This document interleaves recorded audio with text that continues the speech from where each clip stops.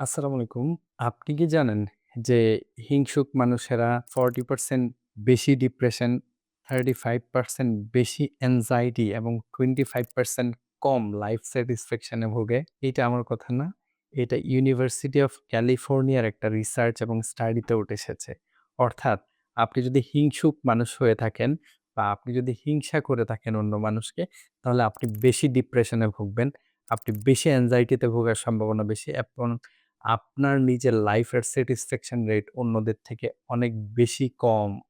এটা একটা ভয়ের বিষয়, অন্যদিকে ইন্টারেস্টিং। অর্থাৎ হিংসা করা শরীরের জন্য ক্ষতিকর, মনের জন্য ক্ষতিকর, স্বাস্থ্যের জন্য ক্ষতিকর।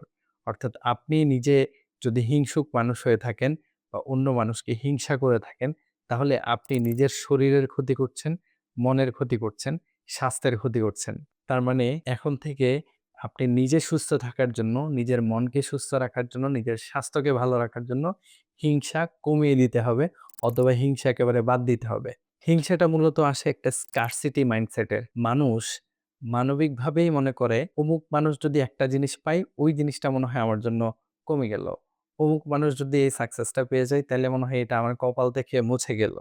বা এটা আমি পাবো না বা এটা আমার সন্তান পাবে না। অন্যজনের সন্তান পেয়ে গেছে তাকে তো এখন আমার হিংসা করতে হবে। বাট দুনিয়াতে আসলে রিসোর্স এবং সাকসেসের তো কোনো লিমিটেশন নাই। আল্লাহ তো কাউকে হচ্ছে রিজিক কম দিয়ে পাঠান নাই। আপনার রিজিকে যা আছে, আপনার ভাগ্যে যা আছে, তাই তো আপনি পাবেন। কিন্তু আমাদের স্কারসিটি মাইন্ডসেটটা মনে করে যে অন্য মানুষ ১ তলা বিল্ডিং করে ফেলছে, ২ তলা বিল্ডিং করে ফেলছে, ১০ তলা বিল্ডিং করে ফেলছে। আমার তো নাই, আমার তো হবে না। ওর তো হয়ে গেল সেটা তো আমার হচ্ছে না।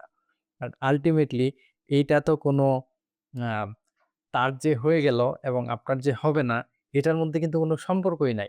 তার হয়ে গেছে বলে যে আপনার হবে না, সেরকম কোনো কিছু না। বরং বিষয়টাকে এইভাবে চিন্তা করেন, আপনার চাচাতো ভাই যদি ৳১,০০,০০,০০০ র মালিক হয় আজকে রাতারাতি, আপনি কালকের দিনে তার কাছ থেকে হয়তো ধার পাওয়ার সম্ভাবনা অনেক বেশি আপনার বিপদে। সুতরাং সে যদি ধনী হয়, সে যদি বড়লোক হয়, আপনার তো তাতে খুশি হওয়ার কথা। কারণ আপনি বিপদে-আপদে সাহায্য পাবেন তার কাছ থেকে। এই স্কারসিটি মাইন্ডসেট থেকে বের হয়ে যান। হিংসা কমিয়ে ফেলেন। নিজে সুস্থ থাকবেন, স্বাস্থ্য ভালো থাকবে।